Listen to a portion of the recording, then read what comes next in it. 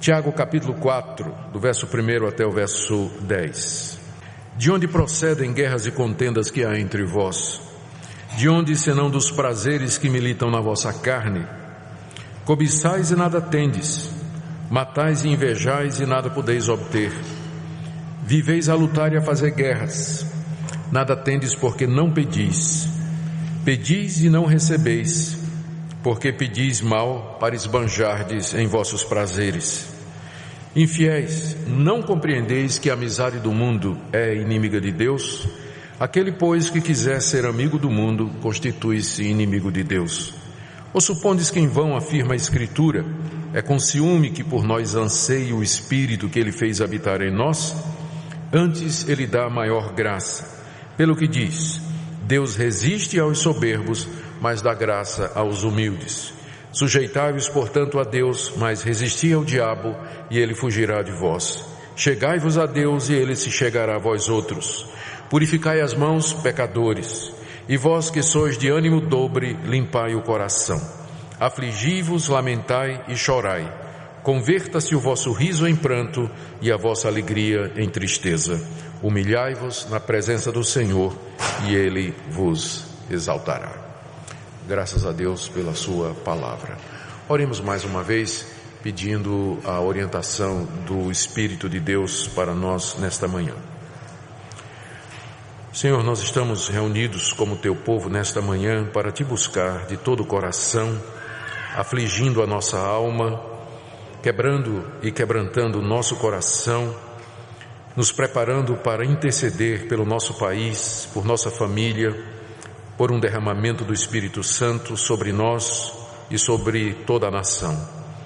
Pedimos que o Senhor nos atenda, que o Senhor nos ouça.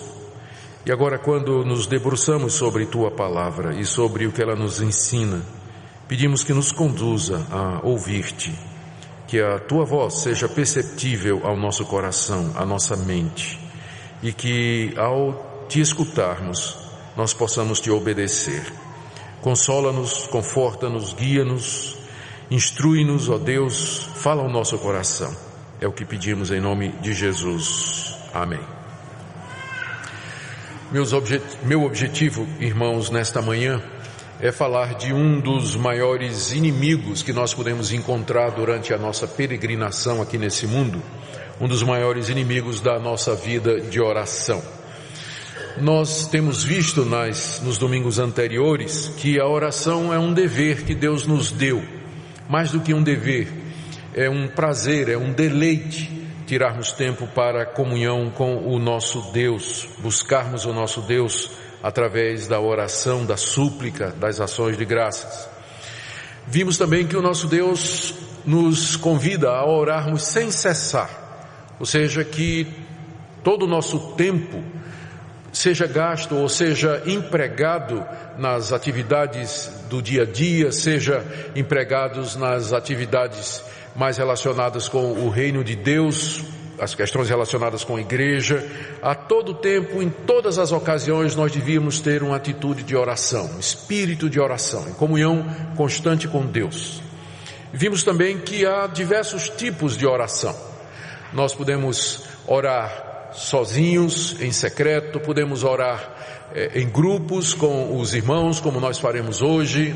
Nós podemos orar espontaneamente, a cada momento, a cada nova circunstância. Nós podemos tirar um tempo específico para nos dedicar à oração. Há muitas formas que a Bíblia nos ensina pelas quais nós podemos nos dedicar a Deus.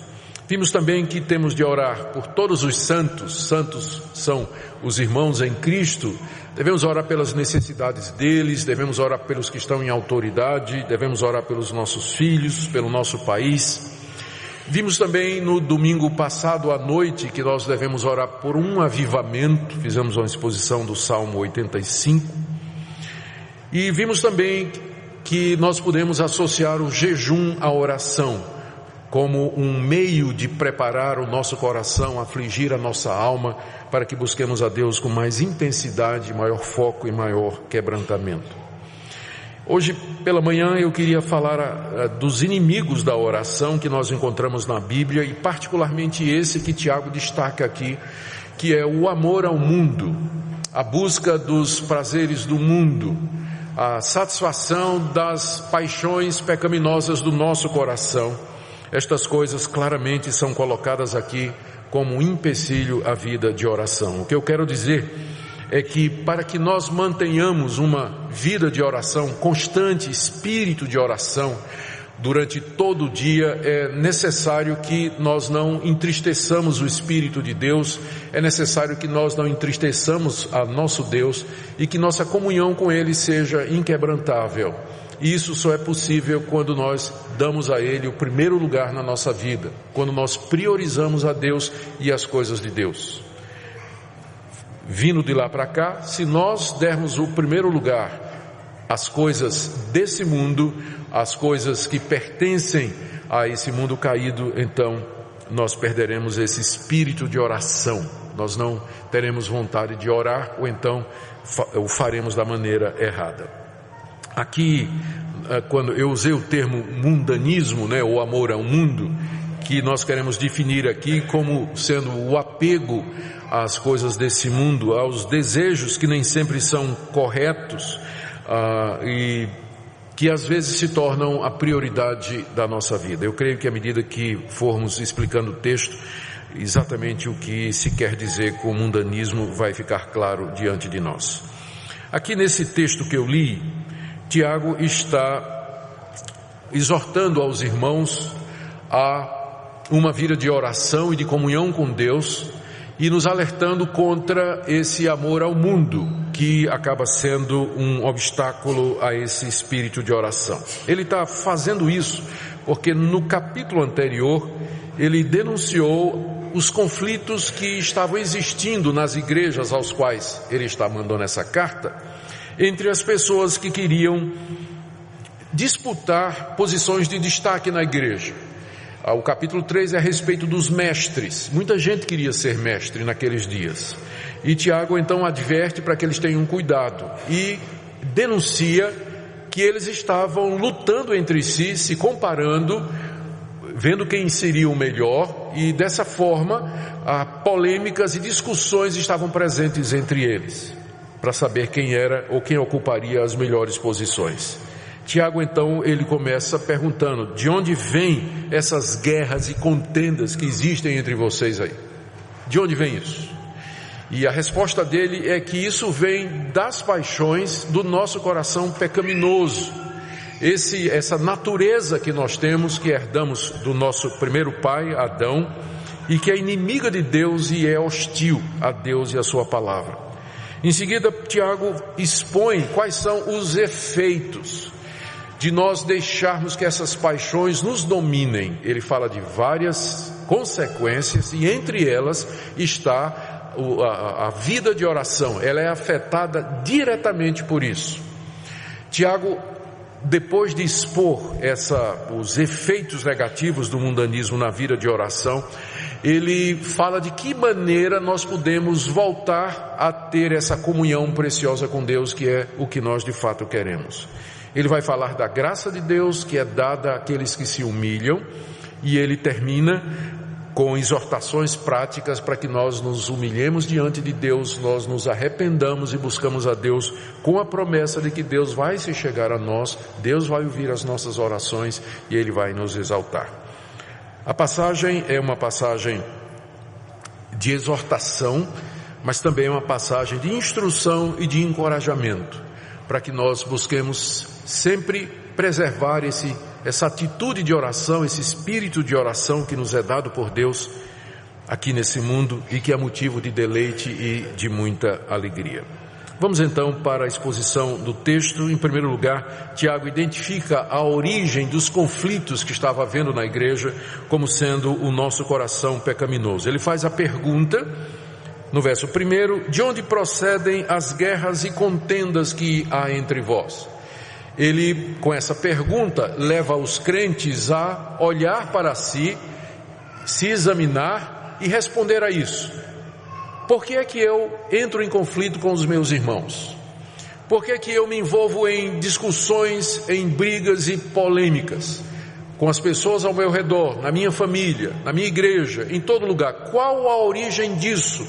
Se eu professo que eu sou crente em Jesus Cristo, se eu digo que Deus é o Deus da paz, que já se reconciliou comigo através do Evangelho, se o Evangelho é a mensagem da reconciliação, por que é que eu vivo em guerra? De onde procede isso?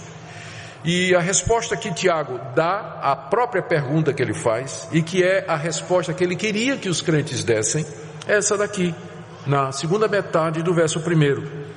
De onde procedem estas guerras, senão dos prazeres que militam na vossa carne? Os prazeres que militam na vossa carne. Carne aqui é a nossa natureza carnal, pecaminosa e corrompida.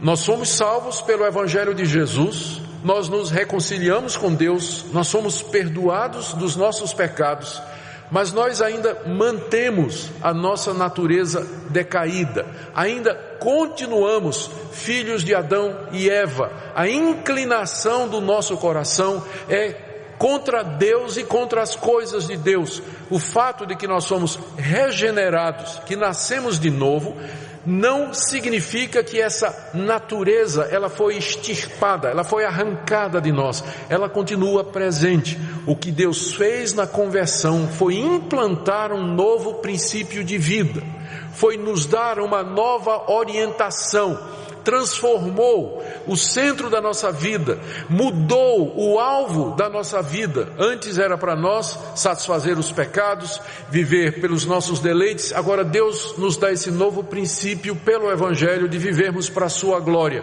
Mas isso não significa a remoção da natureza pecaminosa. Nós ainda somos inclinados ao mal. Ainda somos inclinados ao pecado, ainda sentimos prazer em fazer as coisas erradas. E na nossa natureza, nessa natureza pecaminosa, estão aquilo que Tiago chama aqui de prazeres. A palavra prazer, que é usada aqui na língua grega, é uma palavra que significa prazer sem dizer se é um prazer lícito ou ilícito, se é uma coisa que pode ou que não pode. Mas essa palavra, sempre que ela aparece na Bíblia, ela é usada de maneira negativa. Quando ele fala dos prazeres, é sempre os prazeres proibidos, aquelas paixões e aqueles desejos que implicam, se satisfeitos, em alguma coisa contra a vontade de Deus. Paixões como esses desejos, eles são do tipo a cobiça de coisas que não me pertencem, deleite naquilo que Deus disse que não era para ser motivo de deleite para mim, abrigar sentimentos que são sentimentos pecaminosos como amargura, raiva, cobiça, encher os olhos de adultério ou de mágoa, enfim, esses prazeres, eles estão em nós. E Tiago usa uma palavra aqui que eu queria chamar a sua atenção para ela. Ele diz que esses prazeres militam na nossa carne. A palavra ou o verbo que Tiago está usando aqui, ele tirou da linguagem militar, não é? Militar, o verbo que é usado aqui é o verbo de onde vem o desenvolvimento de estratégias pelos militares para ganhar uma determinada batalha, e daí a ideia da batalha planejada e a batalha proposital com o objetivo de conquistar o adversário. O que Tiago está dizendo é que no nosso coração está havendo uma guerra. Nosso coração é um campo de batalha. E quem é o meu inimigo? Exatamente os prazeres. Eles, como um exército bem organizado, com uma estratégia, com uma intenção, têm como objetivo conquistar o meu coração, conquistar a minha vida. Então eles estão em guerra constante. Eles ficam querendo que eu os atenda, que eu me submeta a eles e que eu cumpra o desejo deles. Esses prazeres estão militando, fazendo guerra na minha natureza carnal. E é daí que procedem as contendas e os conflitos, quando eu ouço esses prazeres, quando eu deixo estas paixões me dominarem, quando eu quero, no caso aqui, o primeiro lugar, quando eu quero ser mais do que os outros, ou quando eu quero aquilo que eu não posso ter, ou quando eu me comporto de uma maneira que eu não devia comportar. É chamado de prazer porque é gostoso. É chamado de prazer exatamente porque é gostoso, porque a gente faz porque gosta. porque a gente se sente recompensado. O pecado é gostoso, depois vem o preço, né? Depois que passa vem a ressaca, aí vem as consequências, mas na hora a maior atração do pecado é exatamente essa, que é alguma coisa boa, desejável e prazerosa. Por isso é que é chamado de prazeres. Então, estas paixões, elas estão na nossa natureza, elas querem nos dominar e elas querem nos conquistar. E é quando nós cedemos a elas, quando nós nos rendemos ao apelo dessas paixões e desses prazeres, é que nós caímos então em pecado. As consequências, os efeitos de nós atendermos esses desejos são colocados por Tiago aqui. Ele já mencionou as guerras e contendas no verso 1, e no verso 2 ele prossegue dizendo: cobiçais e nada tendes, matais e invejais e nada podeis obter, viveis a lutar e a fazer guerras. Aqui ele enumera algumas atitudes da pessoa que resolveu atender aos desejos do seu coração a qualquer preço. Cobiça e nada tem. Esse é o primeiro efeito desses prazeres. Eles nos levam a querer experimentar coisas, desejar coisas que nós, pela lei de Deus e pela vontade de Deus, não poderíamos ter. E nós ficamos cobiçando, olhando para o quintal do vizinho, olhando para a casa do vizinho, olhando para os bens do meu próximo, ou cobiçando estas coisas, tendo desejo delas. Tiago diz que a gente, quando resolve andar dessa forma, a gente vai viver num estado de cobiça e não vai obter. Provavelmente o que ele está dizendo aqui é que não vai obter o prazer que pensava que iria obter, ou a satisfação que teria em comer o fruto proibido do jardim do vizinho. Então no final não vai lhe satisfazer. Ou seja, a pessoa que é mundana, ela vive num estado eterno de cobiça, ela nunca está satisfeita, ela quer mais, quer experimentar mais o tempo todo. Ele chega até a dizer: matais e invejais e nada podeis obter. Eu acho difícil que tivesse, não podemos entender isso aqui literalmente, né? Tiago não está dizendo que tinha gente lá na igreja matando o outro para tomar a granja dele, ou a propriedade dele, ou a chácara dele. Eu não creio que ele está dizendo isso, mas ele está dizendo que há pessoas, uma vez que a gente se deixa dominar por esses desejos, então pode-se chegar ao extremo de que você está disposto a fazer qualquer coisa para atender a sua paixão e a sua vontade. Isso explica porque que de repente gente que a gente considerava como equilibrada, gente boa, faz uma bobagem na vida. Lembra de fulano? Lembro, muito bem. Largou a mulher, foi embora, apareceu uma mulher na vida dele, casado há 30 anos, largou a mulher e foi embora, deixou com filho, deixou tudo aquilo ali. Mas como pode um negócio desse? Isso explica porque tem gente que de repente faz uma bobagem e você não imagina de onde vem. Vem dos prazeres que militam na carne, que provoca cobiça. Você lembra de fulano? Se lembra? Rapaz, o cara de repente resolveu arriscar tudo que tinha no negócio ilícito, se meteu com gente que não devia, gente desonesta, perdeu tudo que tinha.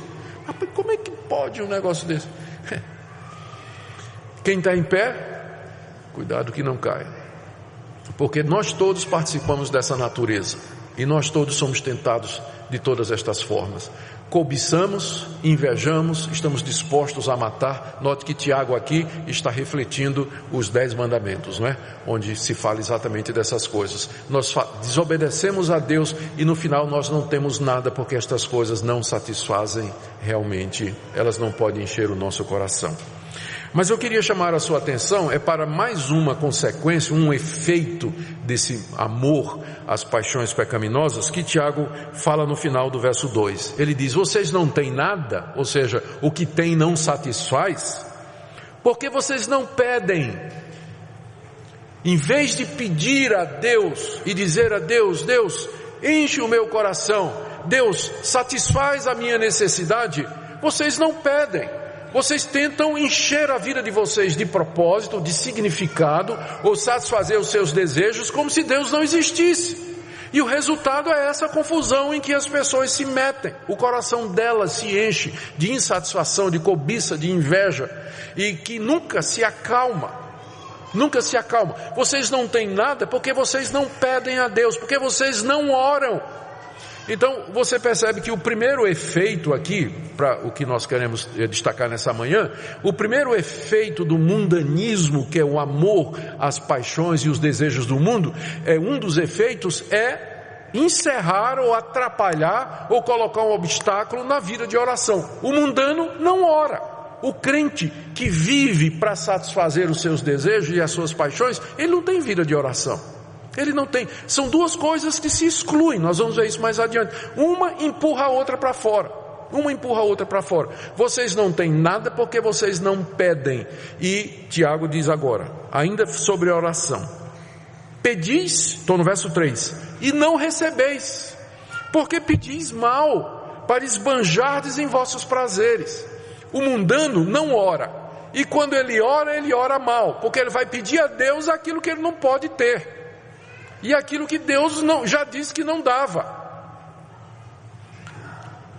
É assim, a vida de oração é totalmente afetada. Primeiro, ele não ora, e segundo, quando ele ora errado.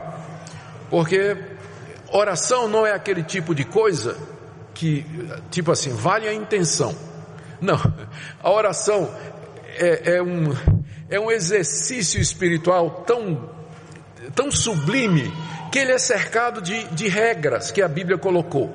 De tipo assim, você não pode orar a Deus que não seja pela mediação de Jesus Cristo.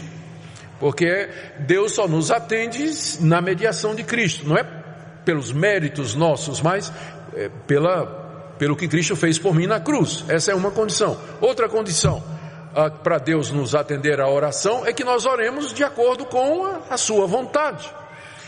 Também outra condição, você pode ver isso no Salmo, que diz assim: se eu no meu coração contemplar a vaidade, Deus não vai me atender.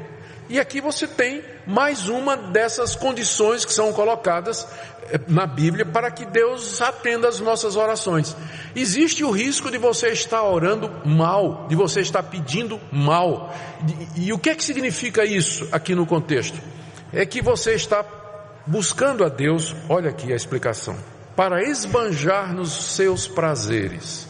A motivação está errada. Pode até ser uma oração bonita, mas a motivação está errada. Você está pedindo a Deus por um motivo egoísta. Você quer para satisfazer os seus desejos e suas paixões. Não é errado você pedir coisas a Deus, mas é muito errado quando é só isso que você faz.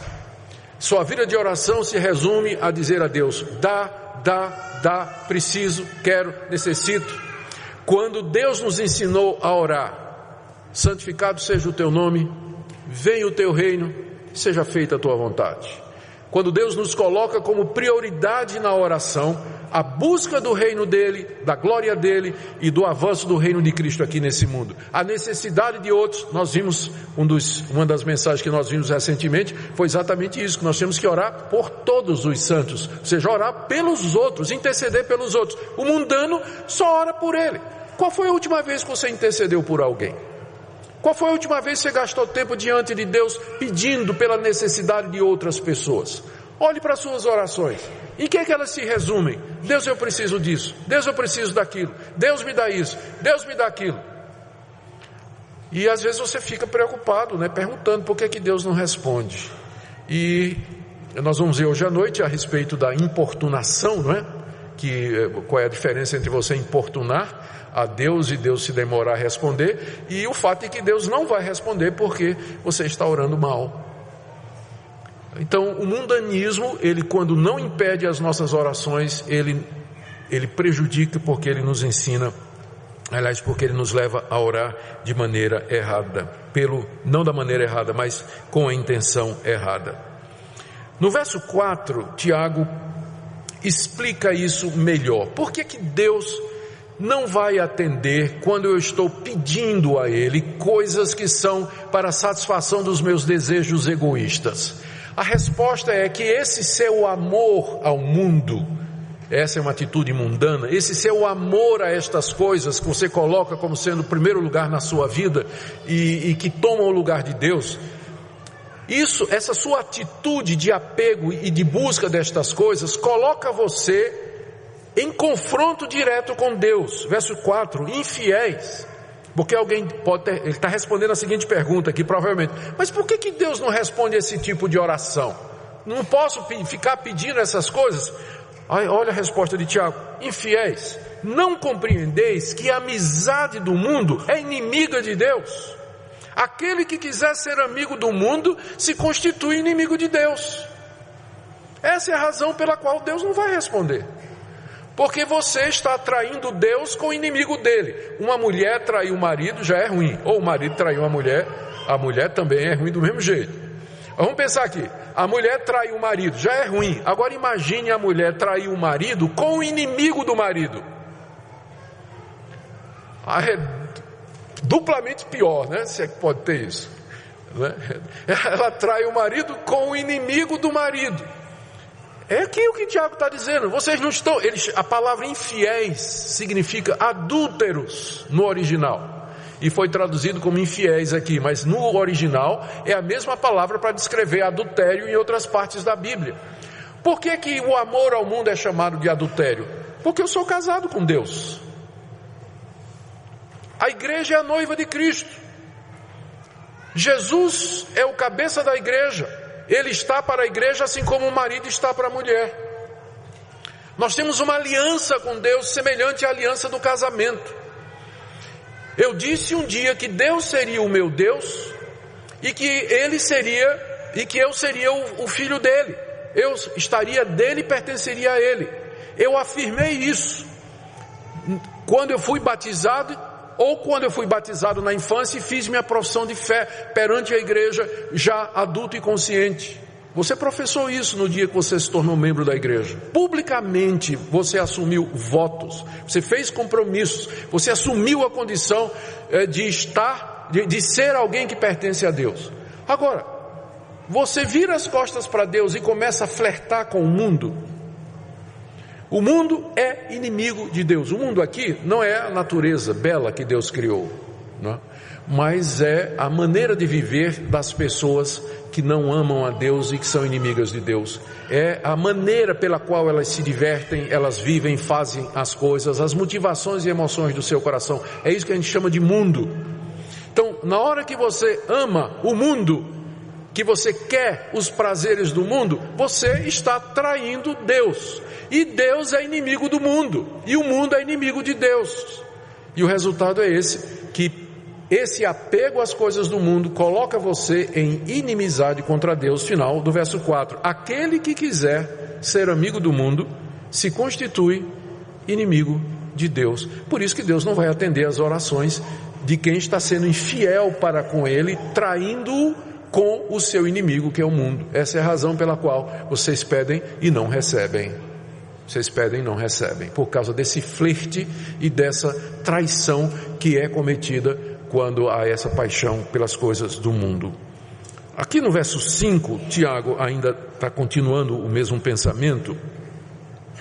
Ele cita aqui alguma passagem do Antigo Testamento que nós não sabemos exatamente qual era, porque não tem nada no Antigo Testamento igual assim, na ipsis literis, ao que Tiago está dizendo aqui. Mas ele diz que está citando a Bíblia. Ele diz assim: ou supondes que em vão afirma a Escritura? Na época de Tiago, a Escritura era o Antigo Testamento. Então, em algum lugar no Antigo Testamento, Tiago encontrou isso aqui: é com ciúme que por nós anseia o Espírito que ele fez habitar em nós. Tiago pergunta: vocês acham que isso está na Bíblia em vão? E aí nós vamos ler o texto e a gente fica meio sem saber o que é que Tiago quer dizer com isso aqui. Até porque no verso 6 vem essa expressão: antes, ou seja, ao contrário disso, Deus dá uma graça maior. E aí a confusão fica grande.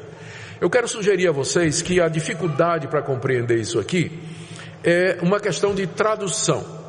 E aqueles que têm a NVI, por exemplo, já na nota de rodapé, já tem uma alternativa de tradução que é seguida pela Bíblia na linguagem de hoje, se não me engano também.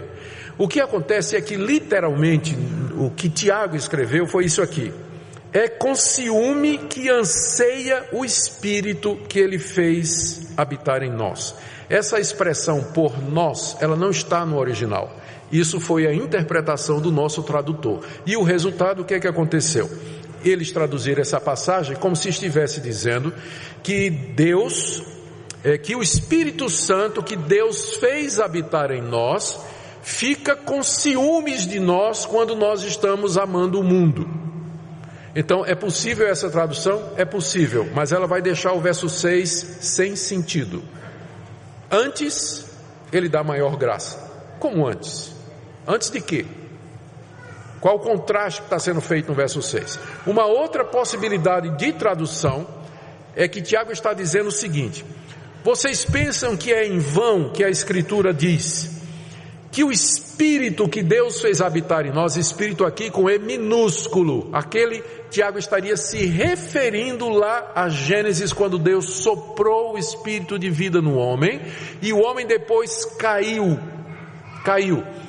E esse Espírito que agora está caído, ele tem ciúmes, zelos, paixões. Então a tradução poderia ser essa: vocês acham que é em vão que a Bíblia diz que o Espírito que Deus colocou em nós, ele depois da queda tem paixões violentas e desejos fortes? Como se Tiago estivesse dizendo: vocês estão menosprezando, ou vocês estão esquecendo o que é que a Bíblia diz a respeito do coração de vocês. O coração de vocês tem paixões fortes, o espírito caído do homem tem essas paixões. Agora o verso 6 faz sentido. Antes, Deus dá uma graça maior. A graça de Deus é maior do que essas paixões do nosso coração. E aqui está aberto o caminho para Tiago dizer o que é que Deus pode fazer para nos livrar dessa situação de mundanismo. Se nós interpretarmos o verso 5 dessa forma, que ele está se referindo às paixões pecaminosas do seu coração, no verso 6 Tiago está dizendo de que maneira elas podem ser vencidas. Elas podem ser vencidas pela graça de Deus, que é maior do que essas paixões. Só que, verso 6, ao citar aqui mais uma vez a Bíblia, dessa vez a gente sabe onde é que Tiago está citando, ele está citando Provérbios 3:34, ele diz assim, a citação dele é essa: Deus resiste aos soberbos, mas dá graça aos humildes. O que é que eu preciso para me livrar do mundanismo? O que é que eu preciso para voltar a ter uma vida de oração? Eu não posso vencer as paixões do meu coração, porque meu espírito caído, ele aspira, ele anseia com ciúmes, com zelo dentro de mim pelas coisas pecaminosas. Mas existe um poder maior do que o poder do meu coração. Esse poder é a graça de Deus. É o favor de Deus, é a sua misericórdia, é o poder do Espírito Santo de Deus que vem sobre mim. Só que Deus dá a sua graça não ao arrogante, mas Ele dá a sua graça a quem? Os humildes. Então, o que é que eu faço para obter a graça de Deus, para me livrar da escravidão, do domínio do pecado no meu coração, para que eu possa orar e ter comunhão com Deus? Tiago diz, do verso 7 até o verso 10, portanto, vocês vão fazer estas 11 coisas. Vocês querem a graça de Deus? Para se livrar das paixões do pecado e poder ter as orações respondidas? 11 coisas. Primeiro, verso 8, chegai-vos a Deus. Vocês não oravam, vocês não têm porque não pedem, mas agora cheguem-se a Deus. Segundo, purifiquem as mãos, pecadores. Purificação das mãos significa confessar os pecados, pedir perdão. Veja o verso 7, que acabei passando, voltando ao verso 7. Sujeitai-vos a Deus. Essa faltou. Ainda no verso 7, resisti ao diabo. Agora Tiago revela quem também está por detrás de tudo isso. Ele não tinha falado no diabo até agora, não é? Tinha falado do mundo, das paixões do nosso coração, mas agora ele menciona o diabo, porque o diabo está por detrás de tudo isso. Ele usa tudo isso. Resiste, cheguem-se a Deus, sujeitem-se a Deus, resistam ao diabo. Verso 8, chegai-vos a Deus em oração. Verso 8 ainda, purifiquem as mãos e limpem o coração. É a linguagem que Tiago diz para a gente confessar os pecados a Deus, buscar purificação pelo sangue de Jesus. No verso 9, afligi-vos, lamentai e chorai, tomar uma atitude de quebrantamento. Ainda no verso 9, converta-se o vosso riso em pranto e a vossa alegria em tristeza, como num dia como esse de hoje, em que o jejum nos ajuda a fazer isso, a quebrar o nosso coração, nos afligir diante de Deus, examinar o nosso coração e perguntar a Deus: por que que o Senhor não está ouvindo as nossas orações? Por que que eu não gosto de orar? É difícil orar, ou porque eu oro mal? De onde vem? Por que tudo isso? Então esse é o momento de nós tirarmos a alegria do nosso rosto, de converter a risada em choro e nos afligir e lamentar diante de Deus, como ele diz aqui. E resume tudo no verso 10, humilhai-vos na presença do Senhor. Estão acompanhando o raciocínio de Tiago? Vocês não oram. E quando vocês oram mal, por isso Deus não atende. Mas por que Deus não atende? Porque vocês estão amando o inimigo de Deus, que é o mundo.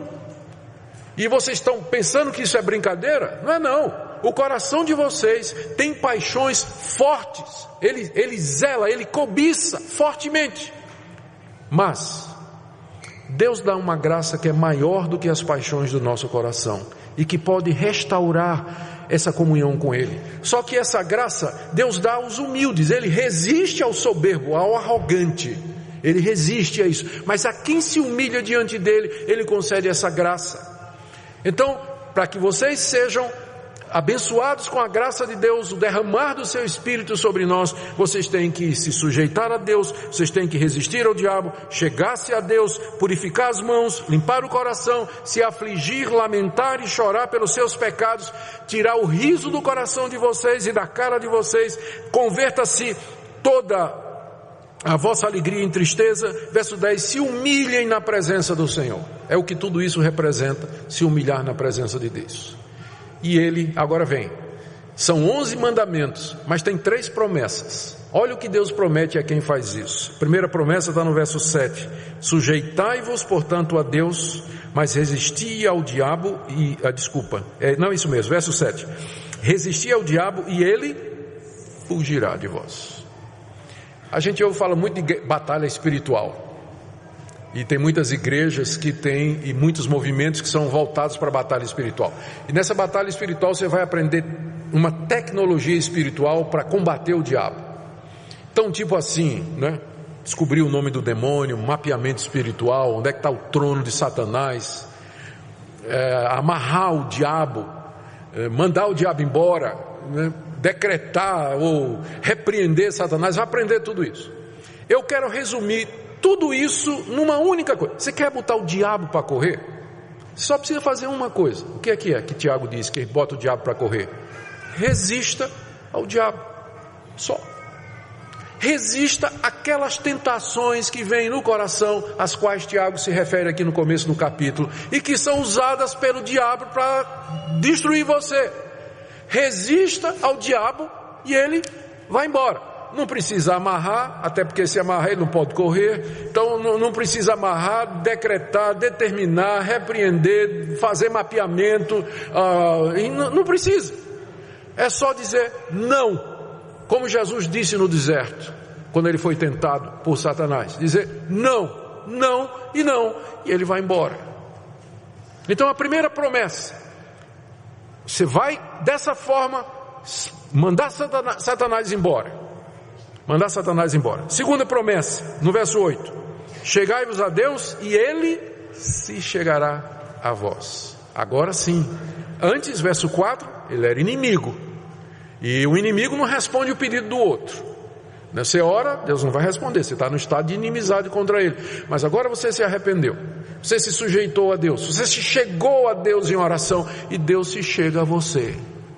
Ou seja, Ele chega perto, como quem diz: pode falar que eu estou ouvindo. Ele chega pertinho, e você vai sentir a presença dele. Você vai ver como vai ser diferente. E ele vai atender suas orações. Ele vai atender as nossas orações. E tem a última promessa que está no verso 10: humilhai-vos na presença do Senhor e Ele vos exaltará. Tudo aquilo que você queria desde o começo, você poderia ter se tivesse buscado a Deus. Se você tivesse humilhado diante dele. Se você tivesse quebrantado o seu coração diante dele. Se você tivesse procurado a graça e a misericórdia de Deus, ele se chegaria a você, ele exaltaria você, responderia às suas orações, os seus desejos, se nós tão somente fizermos isso. Querido, nós estamos aqui hoje com esse propósito de nos humilhar diante de Deus, de clamarmos a Ele, colocar nossa vida em ordem diante dEle. Tire o dia de hoje para fazer isso que Tiago está recomendando aqui, para limpar as mãos, limpar o coração, limpar a sua consciência, colocar a vida em ordem diante de Deus, se quebrar diante dEle e dizer: Deus, o que é que está errado na minha vida? O que é que eu preciso mudar? O que é que precisa ser transformado em mim? Qualquer coisa que o Senhor disser, eu estou disposto a fazer. Tenho que romper um relacionamento, eu vou fazer. Tenho que devolver isso, eu vou devolver. Tenho que parar de fazer isso, eu vou parar. Eu tenho que seguir esse caminho, eu vou seguir. Porque tua graça é melhor que a vida. Tu dás uma graça maior àqueles que são teus. Que essa seja, irmãos, a decisão e o propósito do nosso coração nessa manhã. E que o nosso Deus, conforme a sua promessa, se chegue a nós e nos exalte. E que Satanás corra, fuja diante do exército de Deus, diante do seu povo, que em oração procura e obtém o favor do Altíssimo. Fiquemos em pé e oremos nesse instante, irmãos. Senhor, nós queremos pedir que o Senhor se chegue a nós, que o Senhor venha pelo Espírito Santo bem pertinho de nós. A tua presença santa vai revelar a impureza do nosso coração. A tua presença amorosa vai revelar o ódio do nosso coração. Mas nós te amamos e te queremos acima dos prazeres mundanos. Por isso nós pedimos ao Senhor: ouve-nos no dia de hoje. Escuta todo aquele que nesse dia se humilhar diante de ti. Tu conheces o soberbo de longe. Quebranta os corações, ó Deus, e nos humilha como igreja e como indivíduos na tua presença. É o que nós te pedimos em nome de Jesus.